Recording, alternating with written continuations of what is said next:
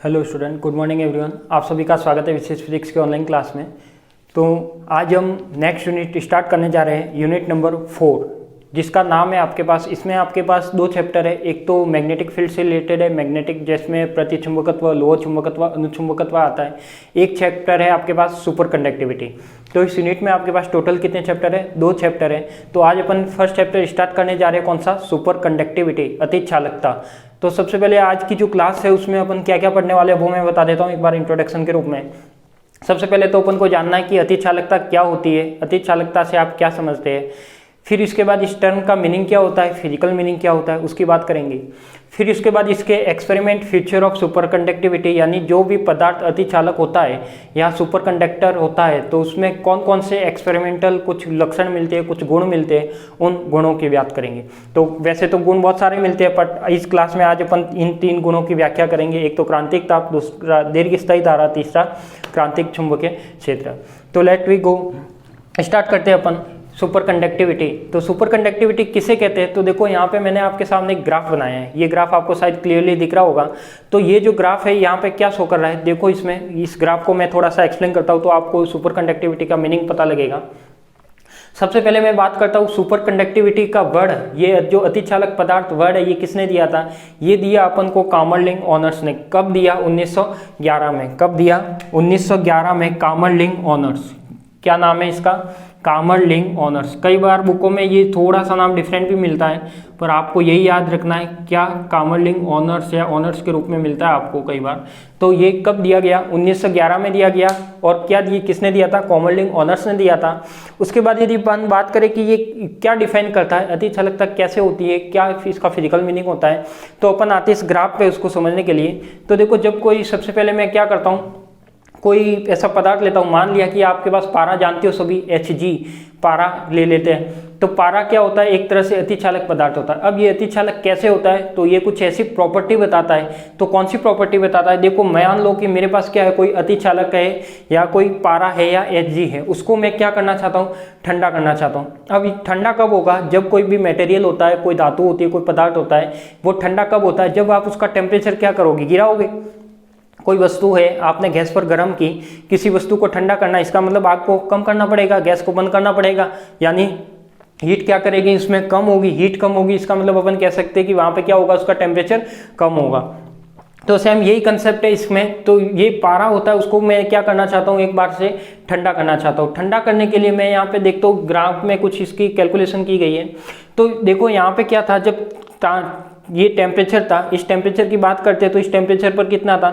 जब मैं इस टेम्परेचर की बात करता हूँ 4.40, तब तक ये क्या था? यहाँ पे प्रतिरोध, इसका जो रेजिस्टिविटी, जिसे या तो प्रतिरोध बोल दो या प्रतिरोधकता बोल दो, तो वो कितना था आपके पास? यहाँ पे था। यानी ये जो ग्रीन वाला बता रहा है, ये क्या बता रहा है? आपका जो पारे का जो ग्राफ आ रहा है वो शो कर रहा है। तो यहाँ पे जो इस केल्विन की बात करो तब तो ये पारा प्रतिरोध क्या बता रहा था? 0.125 से ऊपर बता रहा था।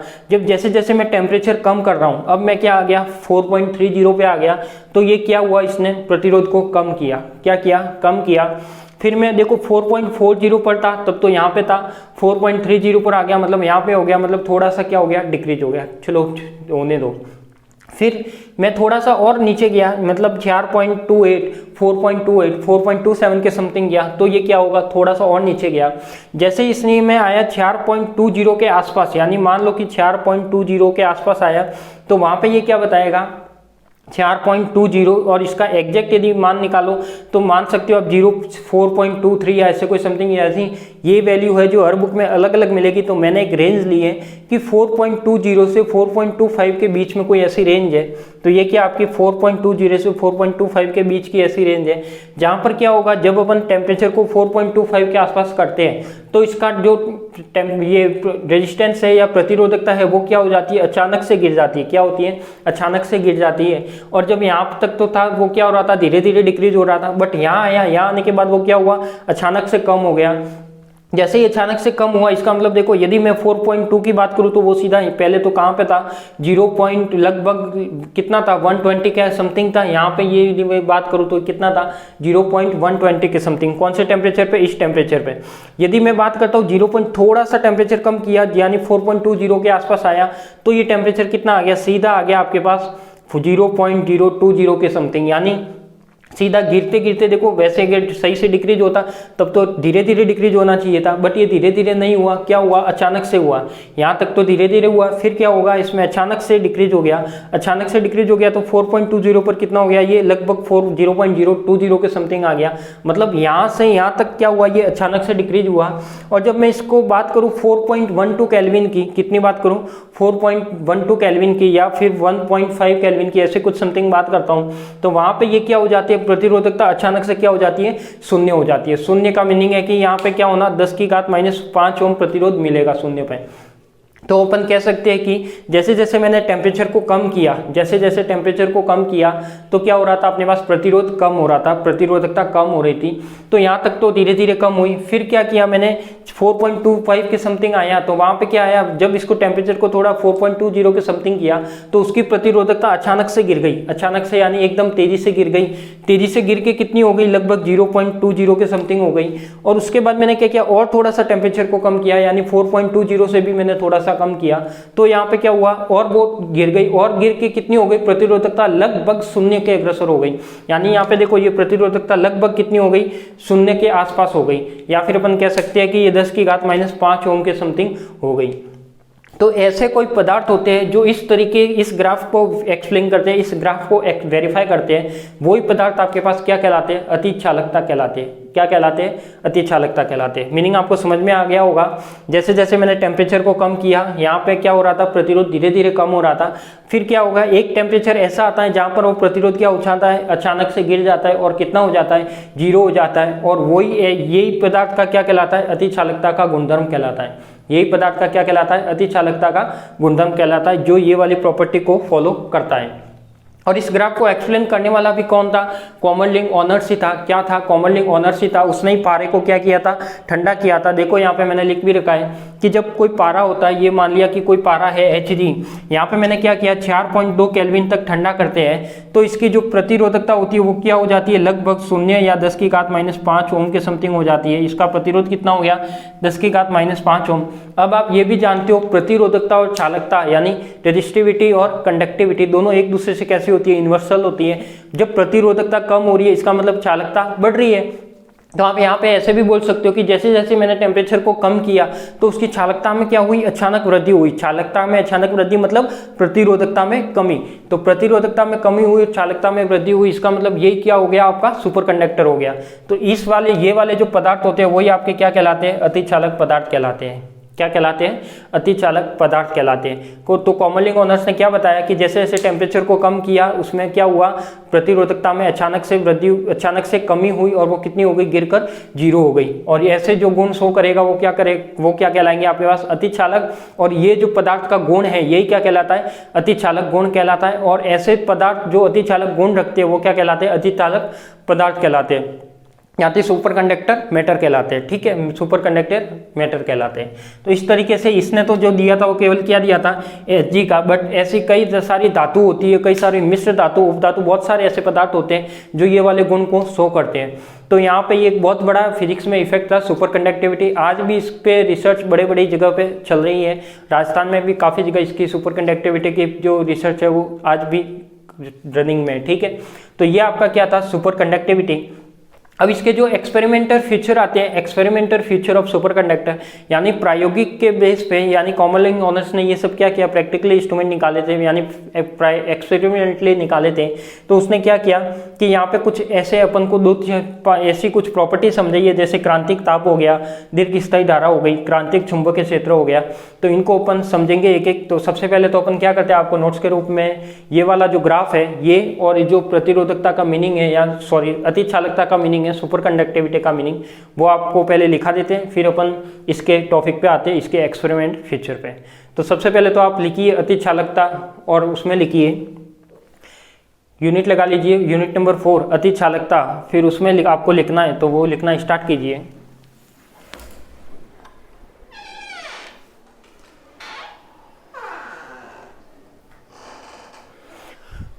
ये वैल्यू, यदि ये ग्राफ देखना है तो आपको बुक में भी मिल जाएगा। यदि वैल्यू आपको देखनी है वहां पे तो बुक में भी ये ग्राफ बना हुआ है। ठीक है, लास्ट वाली यूनिट है तो लिखिए इसमें, इस घटना को सर्वप्रथम अति चालकता करके लिखना। इस घटना को सर्वप्रथम कामरलिंग ओनर्स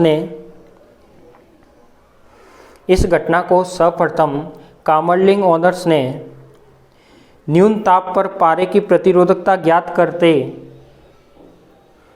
इस घटना को सर्वप्रथम कामरलिंग ओनर्स ने न्यून ताप पर पारे की प्रतिरोधकता ज्ञात करते समय प्रेक्षित किया।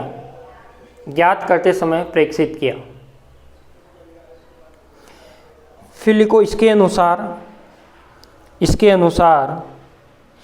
एक निश्चित अत्यल्प ताप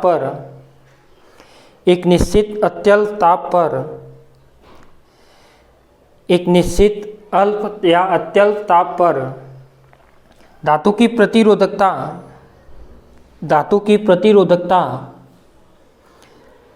असामान्य रूप से लगभग शून्य हो जाती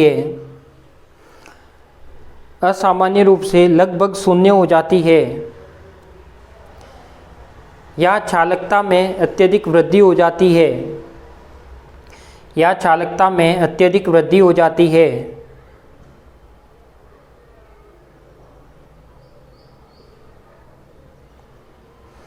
तो इस गुण को व्यक्त करने वाले पदार्थ को अतिचालक पदार्थ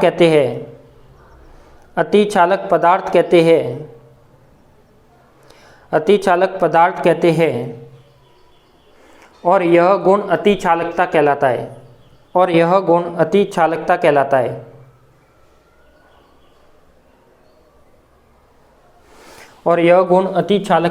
है। अब आप ये वाला ग्राफ बना लीजिए जो लिखा हुआ है।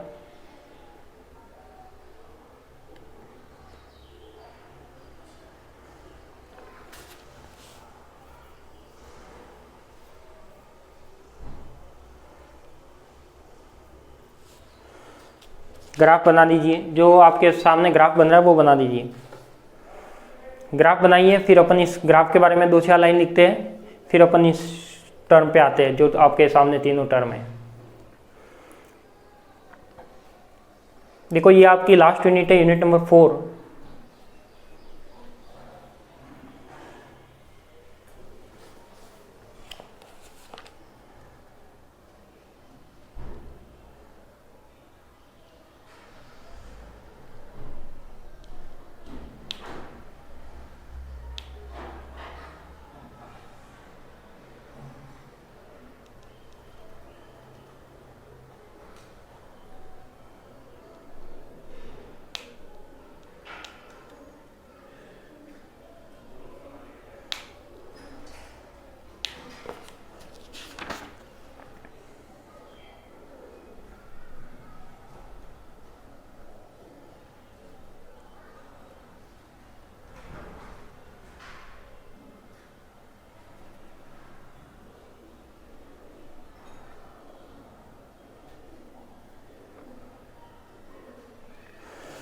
बना दिया।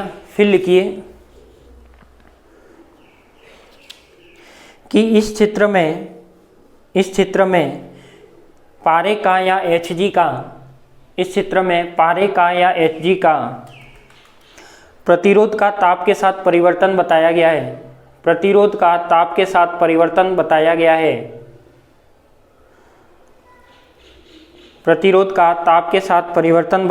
है।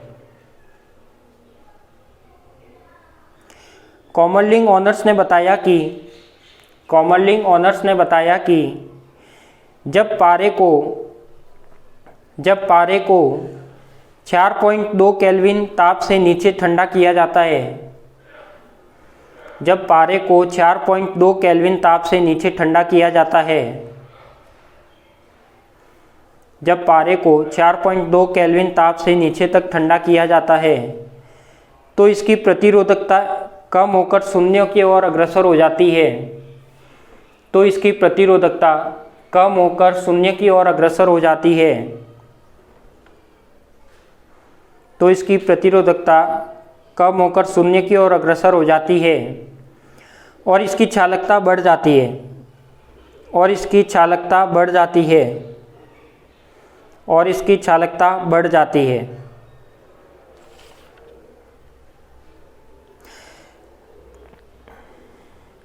और जब पारे को 4.2 केल्विन ताप से निकट ठंडा करते हैं, और जब पारे को 4.2 केल्विन ताप के निकट ठंडा करते हैं तो इसका प्रतिरोध घटकर 10⁻⁵ ओम हो जाता है। तो इसका प्रतिरोध घटकर 10⁻⁵ ओम हो जाता है।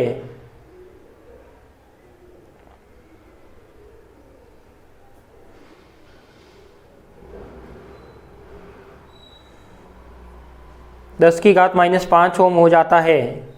वह 4.12 केल्विन ताप पर शून्य मान प्राप्त करता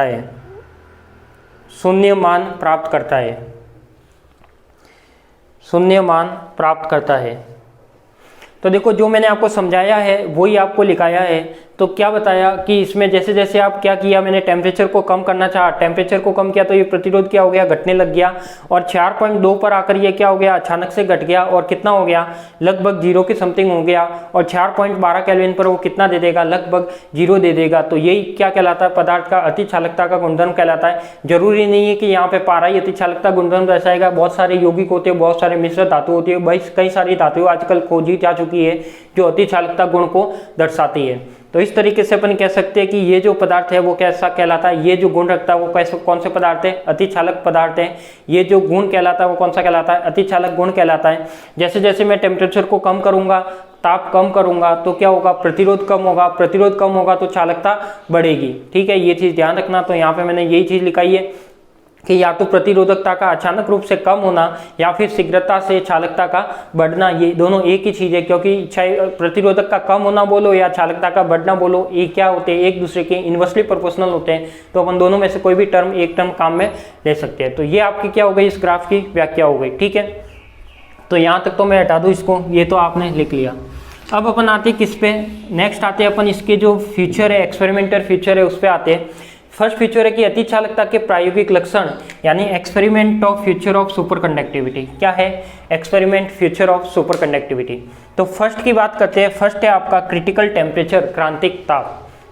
अब ये क्या होता है क्रांतिक ताप, ये क्रिटिकल टेम्परेचर क्या होता है? तो देखो, मैं ये क्रिटिकल टेम्परेचर को मैं इस ग्राफ से ही समझाऊंगा। कैसे कि क्या हो गया, यहाँ पे मैंने क्या किया, जैसे जैसे ताप कम किया तो यहाँ पे तो देखो, ये जब ताप कम करता हूँ इसका मतलब ये क्या होता है, जब ताप कम कर रहा हूँ तो इसका मतलब ये सामान्य धातु की तरह व्यवहार कर रहा है। क्या कर रहा है आपका, सामान्य धातु की तरह व्यवहार कर रहा है। जब मैं 4.2 केल्विन पर आया, 4.2 केल्विन पर आया यानी 4.20 केल्विन पर आया, तो ये क्या किया, सीधा सा टेम्परेचर इसका यानी प्रतिरोधकता गिर गई, यानी प्रतिरोध कितना हो गया, लगभग 0 हो गया।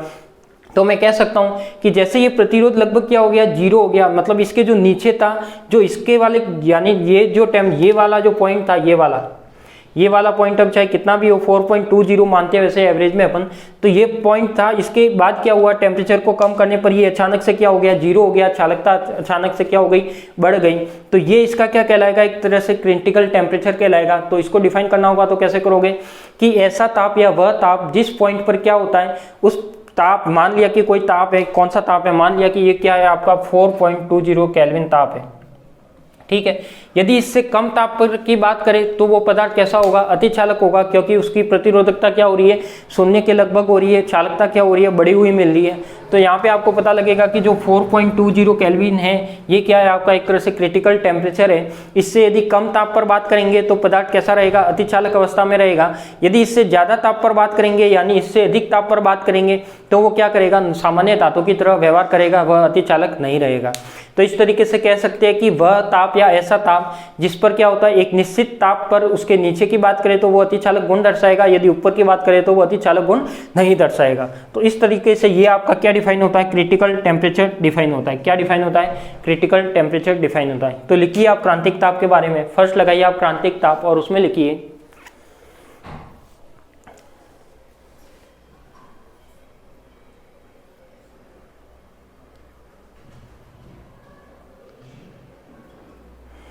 लिखिए क्रांतिक ताप में कि क्रांतिक ताप वह ताप होता है, क्रांतिक ताप वह ताप होता है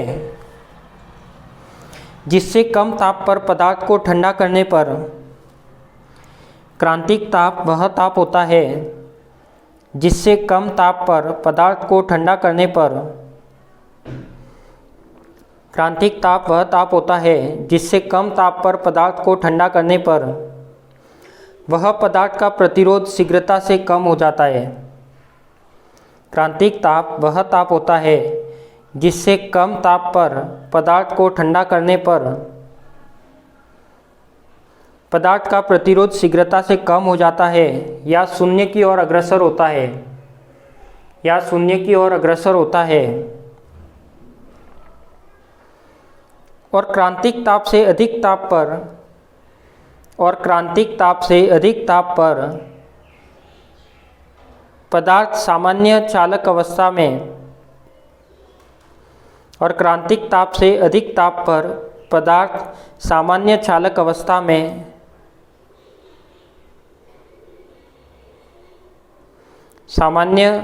क्रांतिक ताप से अधिक ताप पर पदार्थ सामान्य चालक अवस्था में तथा कम ताप पर अतिचालक अवस्था में होता है, तथा कम ताप पर अतिचालक अवस्था में होता है।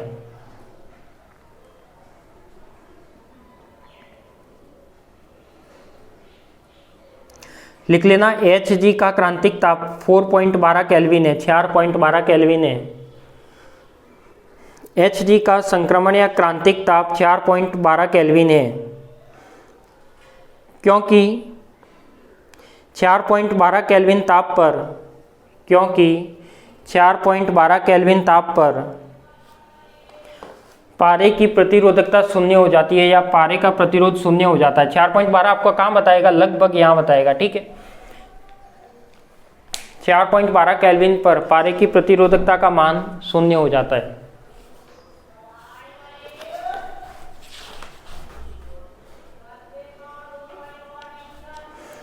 अर्थात एक करके एक डेफिनेशन और लिख लो इसके नीचे, अर्थात करके लिखो। जब किसी अतिचालक पदार्थ को ठंडा किया जाता है, जब किसी अतिचालक पदार्थ को ठंडा किया जाता है, जब किसी अतिचालक पदार्थ को ठंडा किया जाता है तो एक निश्चित ताप पर पदार्थ का विद्युत प्रतिरोध शीघ्रता से कम होकर, तो एक निश्चित ताप पर पदार्थ का विद्युत प्रतिरोध शीघ्रता से कम होकर शून्य की ओर अग्रसर होता है। जब किसी अतिचालक पदार्थ को ठंडा किया जाता है तो एक निश्चित ताप पर पदार्थ का विद्युत प्रतिरोध शीघ्रता से कम होकर शून्य की ओर अग्रसर होता है, और इस ताप को क्रांतिक ताप कहते हैं, और इस ताप को क्रांतिक ताप कहते हैं, और इस ताप को क्रांतिक ताप कहते हैं।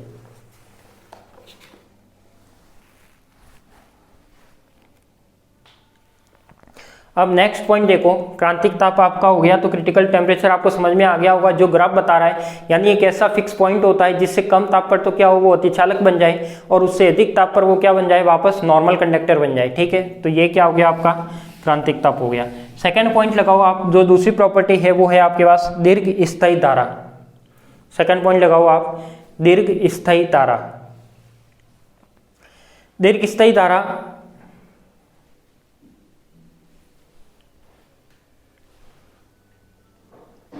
लिख सकते हो प्रेसिस्टेंट करंट, प्रेसिस्टेंट करंट। अब दीर्घ स्थायी धारा क्या होती है, अब मैं बात करता हूँ कौन से पदार्थ की, अतिचालक पदार्थ की। तो मान लिया कि कोई अतिचालक पदार्थ की क्या बनी हुई है, कोई वलय बनी हुई है, क्या बनी हुई है, कोई वलय बनी हुई है। किस पदार्थ की बनी हुई है, अतिचालक पदार्थ की बनी हुई है। यदि मैं इसमें कुछ सेकंड के लिए, यदि मैं इसमें कुछ सेकंड के लिए कोई डीसी करंट फ्लो करता हूँ, कौन सी करंट फ्लो करता हूँ, डीसी करंट लगाता हूँ, यानी कोई ऐसा पदार्थ है जो क्या है, अतिचालक पदार्थ है, उसकी क्या बनी हुई है, कोई वलय बनी हुई है, कोई रिंग बनी हुई है, तो वलय बनी हुई, तो उस वलय में मैं क्या करता हूँ, कुछ सेकंड के लिए, कुछ मतलब बहुत ही कम सेकंड के लिए उसमें मैं यदि कोई धारा प्रवाहित करता हूँ और फिर उसको क्या करता हूँ, धारा को, सोर्स को हटा देता हूँ। मान लिया कि यहाँ पे ये कोई वलय है, इस पर मैं कोई सोर्स लगाकर धारा प्रवाहित कर ली 10 सेकंड के लिए, फिर उस सोर्स को मैंने हटा दिया, तब इसमें क्या होगा, ये जो धारा होगी वो बहुत ही लंबे समय तक बनी रहेगी। क्यों? क्योंकि इसमें कोई भी ऊर्जा का लॉस नहीं हो रहा। क्या हो रहा? नहीं हो रहा, ऊर्जा का लॉस नहीं हो रहा, यानी वो सतत रूप से धारा क्या होगी, लंबे समय तक बनी रहेगी।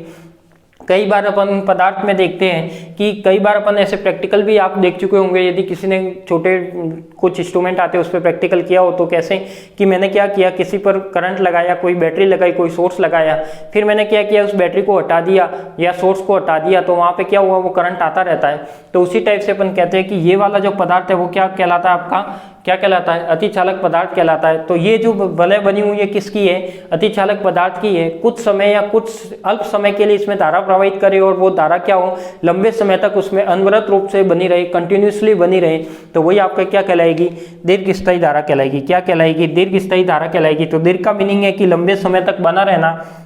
स्थायी का मीनिंग क्या है कि वो उसमें कोई भी एनर्जी का लॉस नहीं हो रहा, वो जैसे जो धारा अपन ने दी थी वो काफी लंबे समय तक उसमें बनी रहती है। ठीक है, तो वो आपकी क्या कहलाती है, दीर्घस्थायी धारा कहलाती है। क्या कहलाती है? दीर्घस्थायी धारा। तो लिखिए दूसरा पॉइंट लगाकर दीर्घस्थायी धारा में कि यदि किसी दीर्घस्थायी धारा में लिखिए, यदि किसी वलयाकार अतिचालक पदार्थ में, यदि किसी वलयाकार अतिचालक पदार्थ में दिष्ट धारा एक बार क्षणिक रूप से प्रवाहित की जाए,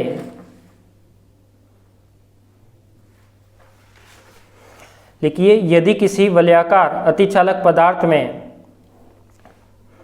यदि किसी वलयाकार अतिचालक पदार्थ में दिष्ट धारा एक बार क्षणिक रूप से प्रवाहित की जाए, यदि किसी वलयाकार अतिचालक पदार्थ में दिष्ट धारा एक बार क्षणिक रूप से प्रवाहित की जाए, तो बिना श्रेय के धारा अनवरत रूप से, तो बिना श्रेय, श्रेय यानी डिके, बिना श्रेय के धारा अनवरत रूप से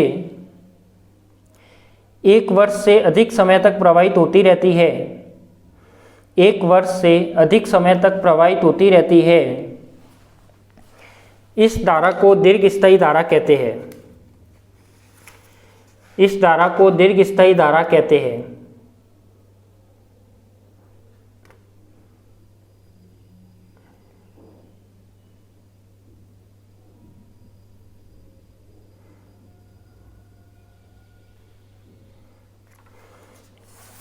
लिख दिया, यदि किसी वलयाकार अतिचालक पदार्थ में दिष्ट धारा एक बार क्षणिक रूप से प्रवाहित की जाए, तो बिना श्रेय के धारा अनवरत रूप से 1 वर्ष से अधिक समय तक बनी या प्रवाहित होती रहती है। इस धारा को दीर्घ धारा कहते हैं। थर्ड लगाइए आप, क्रांतिक चुंबकीय क्षेत्र, क्रिटिकल मैग्नेटिक फील्ड।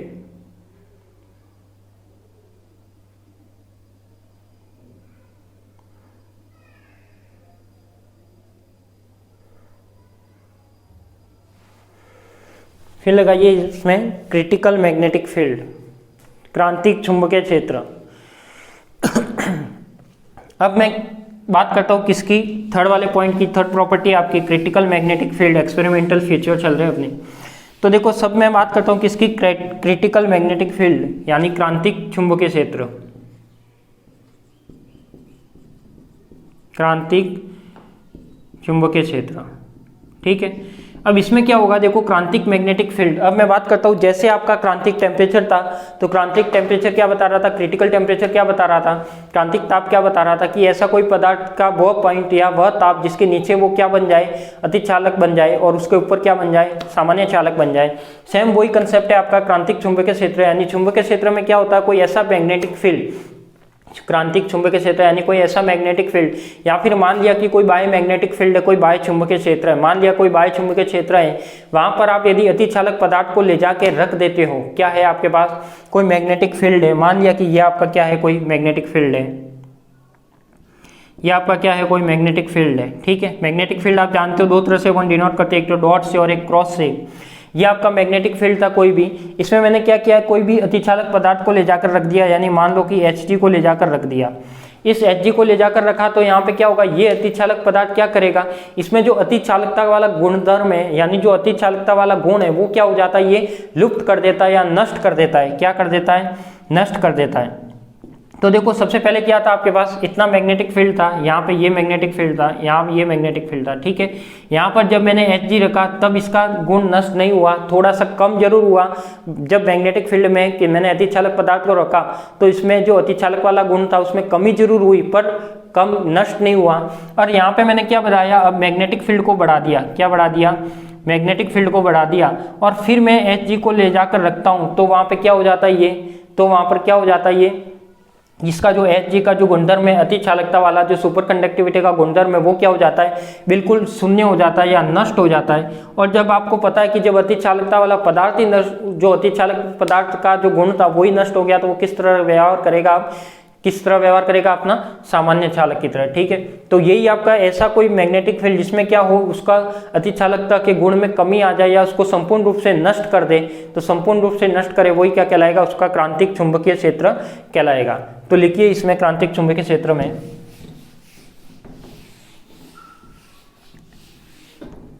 लिखिए इसमें जब अतिचालक अवस्था में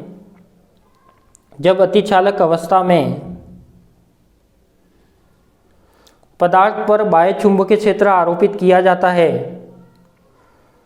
जब अतिचालक अवस्था में पदार्थ पर बाह्य चुंबकीय क्षेत्र आरोपित किया जाता है,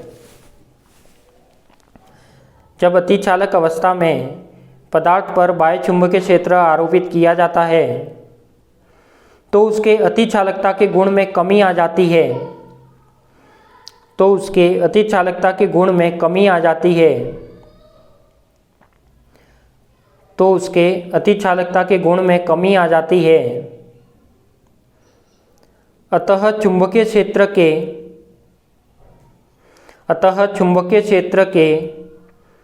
किसी सामर्थ्य के लिए पदार्थ में अतिचालकता का गुण संपूर्ण रूप से नष्ट हो जाता है। अतः चुंबकीय क्षेत्र के सामर्थ्य में पदार्थ में अतिचालकता का गुण संपूर्ण रूप से नष्ट हो जाता है। नई लाइन से लिखना कि आरोपित चुंबकीय क्षेत्र का वह सामर्थ्य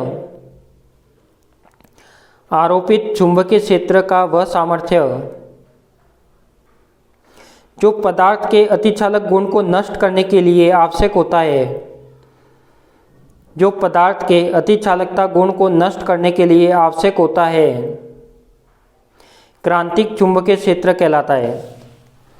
क्रांतिक चुंबकीय क्षेत्र कहलाता है। क्रांतिक चुंबकीय क्षेत्र कहलाता है। क्रांतिक चुंबकीय क्षेत्र ताप पर निर्भर करता है। क्रांतिक चुंबकीय क्षेत्र ताप पर निर्भर करता है।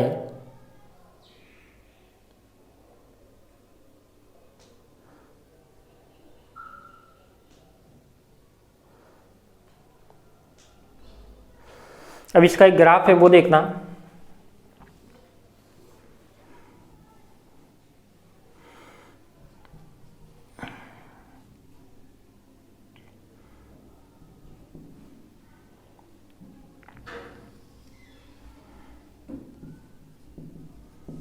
ये ग्राफ बना दो।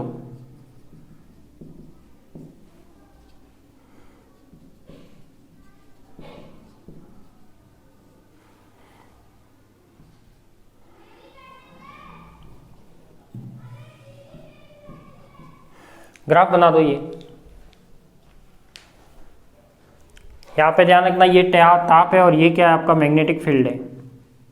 ये ग्राफ बनाओ, फिर मैं इस ग्राफ के बारे में अब समझाता हूँ आपको।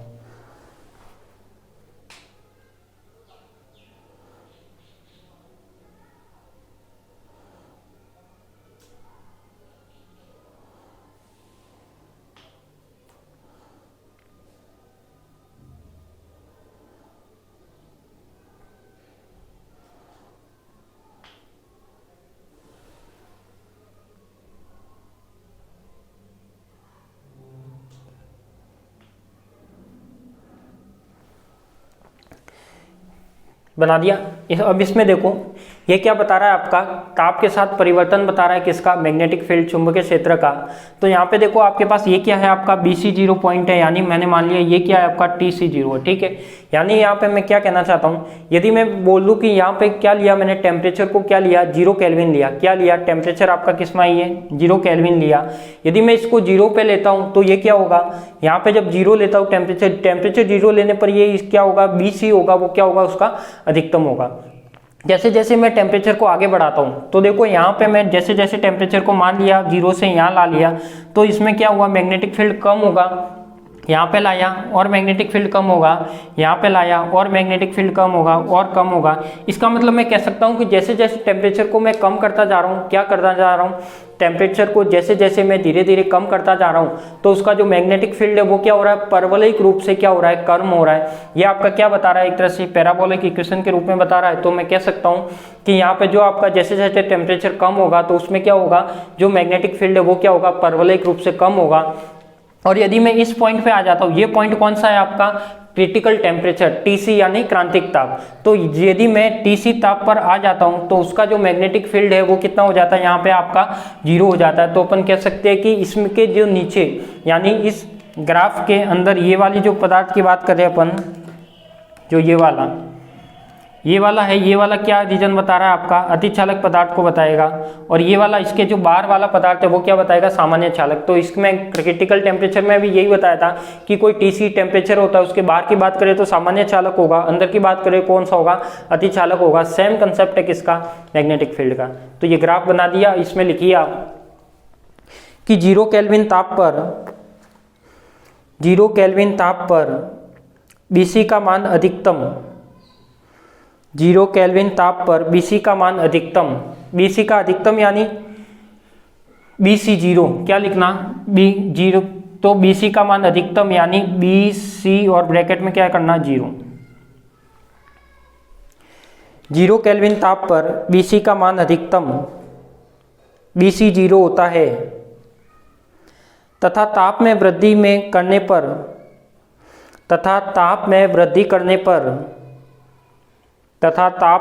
करने पर BC का मान परवलयिक रूप से घटता है, BC का मान परवलयिक रूप से घटता है,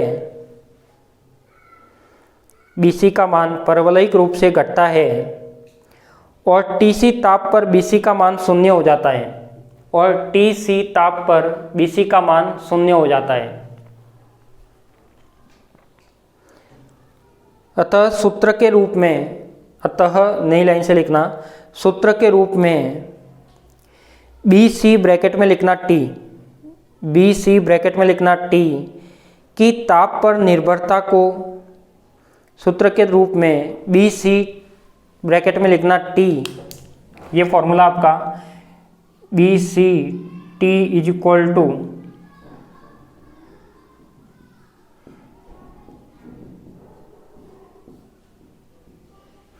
ये आपका फॉर्मूला होता है एक, जिसमें ये क्या बताता है कि BCT है वो क्या किसके इक्वल है, BC0 और 1 माइनस का T नॉर्मल टेम्परेचर की, TC क्या आपका क्रिटिकल टेम्परेचर का स्क्वायर। यानी ये क्या बता रहा है, परवलयिक रूप से बता रहा है। तो मैंने इस टाइप की ये कुछ परवलयिक रूप के लिए क्या किया, स्क्वायर वाली इक्वेशन ली है।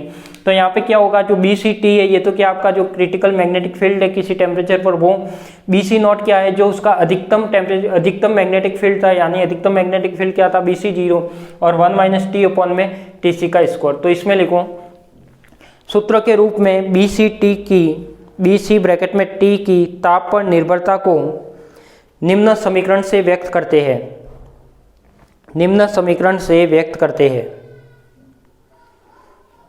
अब यहाँ पे देखो, यहाँ पे मैं एक दो केस लगा दूँ। यदि इसमें क्या करूँ मैं, ये फॉर्मूला है आपका, यदि फर्स्ट केस लगाओ इसमें, यदि T is equal to TC कर दूँ, क्या कर दूँ, T is equal to TC कर दो। इसका मतलब 1 बाय क्या T ऊपर में TC हो जाएगा, यानी दोनों टर्म कट जाएगी। तो क्या बचेगा 1 माइनस 1, और 1 माइनस 1 क्या रहेगा आपका 0। इसका मतलब मैं कह सकता हूँ कि यहाँ पर जो आपका BCT आएगा वो क्या आएगा आपका 0 आएगा, क्या आएगा 0 आएगा। दूसरा केस क्या लेता हूँ, दूसरा केस लेता हूँ मैं, यदि T इज इक्वल टू 0 करूँ, क्या करूँ, T इज इक्वल टू 0 करूँ, मतलब ये वाली टर्म 0 कर दूँ, तो आपका जो BCT आएगा वो क्या आएगा, BCT आएगा वो क्या आएगा, जो BC की मैक्सिमम वैल्यू थी वो आएगी। तो इस तरीके से अपन ये दो केस भी बना सकते हैं। कैसे कि जब कोई टेम्परेचर यानी जो ताप है वो क्रांतिक ताप के बराबर हो जाता है। इसका मीनिंग क्या हुआ कि जब कोई ताप है वो क्रांतिक ताप के बराबर हो जाता है तो उसका जो BCT आएगा वो क्या आएगा, 0 आएगा, यानी क्या होगा, 0 केल्विन हो जाएगा। यानी ये क्या होगा, यदि मैं इस पॉइंट पे लाता हूँ तो इसका मान कितना हो जाएगा, 0। तो वो ये क्या है, ये वाला है। ठीक है, क्या माना, टेम्परेचर को मैंने क्रिटिकल टेम्परेचर माना, तो टेम्परेचर को क्रिटिकल टेम्परेचर माना तो BCT क्या हो गया, 0 हो गया।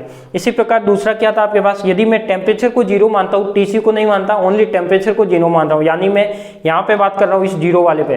तो 0 वाले पे आप जानते हो उसकी वैल्यू क्या होती है, अधिकतम होती है। तो ग्राफ से पता लग रहा है 0 पे इसकी वैल्यू कितनी होती है, BC0 क्या होती है, अधिकतम होती है।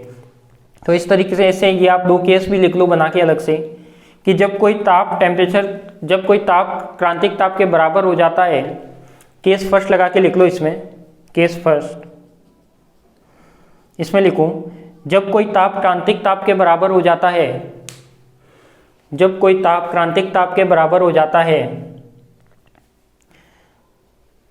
तो BCT का मान 0 प्राप्त होता है। तो BCT का मान 0 प्राप्त होता है। BCT यानी किसी टेम्परेचर पर क्रांतिक चुंबकीय क्षेत्र, तो BCT का मान 0 प्राप्त होता है।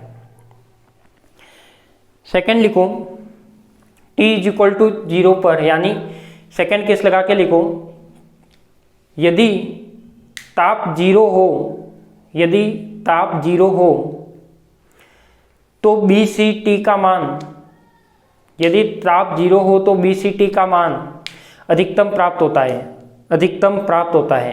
तो वैसे तो मैंने ग्राफ में भी यही लिखा है कि जब 0 की बात करते हैं तो इसका मान क्या होगा, यहाँ पे ये अधिकतम होगा। यदि यहाँ पर बात करेंगे तो BC का मान कितना होगा, 0 होगा। तो देखो इस केस से यही बातें पता लग रही है दोनों। तो यही किसको व्यक्त कर रहा है, अपना क्रांतिक मैग्नेटिक फील्ड को व्यक्त कर रहा है। तो ये आज की क्लास थी, इसमें अपन ने 3 पॉइंट को डिस्कस किया एक्सपेरिमेंटल फीचर में। कौन कौन से, एक तो क्या क्रांतिक ताप, क्रांतिक ताप क्या होता है, एक ऐसा ताप जिससे नीचे तो वो अतिचालक बन जाए, ऊपर क्या बन जाए, नॉर्मल बन जाए, नॉर्मल कंडक्टर बन जाए। दूसरा क्या था, दीर्घस्थायी धारा, यानी कोई अतिचालक पदार्थ की वलय है, उसमें मैं कुछ क्षण के लिए, अल्प समय के लिए कोई दीर्घस्थायी धारा प्रवाहित करूं और वह धारा लंबे समय तक बनी रहे अनवरत रूप से बिना एनर्जी लॉस किए, वो क्या कहलाती है, आपकी दीर्घस्थायी धारा कहलाती है। क्रांतिक चुंबकीय क्षेत्र, क्रांतिक चुंबकीय क्षेत्र का मीनिंग है कि जैसे जैसे मैं टेम्परेचर को बढ़ाता हूं, यानी 0 पर था तो उसका BC अधिकतम था, और यदि मैं जैसे जैसे टेम्परेचर को बढ़ाता हूं और क्रांतिक टेम्परेचर के इक्वल लाता हूं तो उसका BC का मान कितना हो जाता है, 0 हो जाता है। यही आपका क्या कहलाता है, क्रांतिक चुंबकीय क्षेत्र कहलाता है। तो इस तरीके से अपन ने 3 प्रॉपर्टी पढ़ी, अतिचालकता का मीनिंग बताया, अतिचालक पदार्थ कैसे होते हैं, कौन सा गुण शो करते हैं, और क्या घटने पर क्या बढ़ता है, ये बहुत इंपॉर्टेंट है। कई बार कंपटीशन एग्जाम में पूछा जाता है कि क्या घटने पर, इसके डिफेंडेंसी पूछी जाती है कि जब अतिचालक पदार्थ की प्रतिरोधकता घटती है तो क्या होता है, चालकता बढ़ती है, कम होती है, अधिक नव परिवर्तन, इस टाइप से ऑप्शन आते हैं। तो आप जानते हो कि जब क्या होती है, अतिचालक पदार्थ है, अतिचालक पदार्थ आते ही आपको दिमाग में आ जाना चाहिए कि उसकी प्रतिरोधकता क्या हो जाती है, घटती है, और जब प्रतिरोधकता घटती है इसका मतलब चालकता क्या होती है, तेजी से बढ़ती है।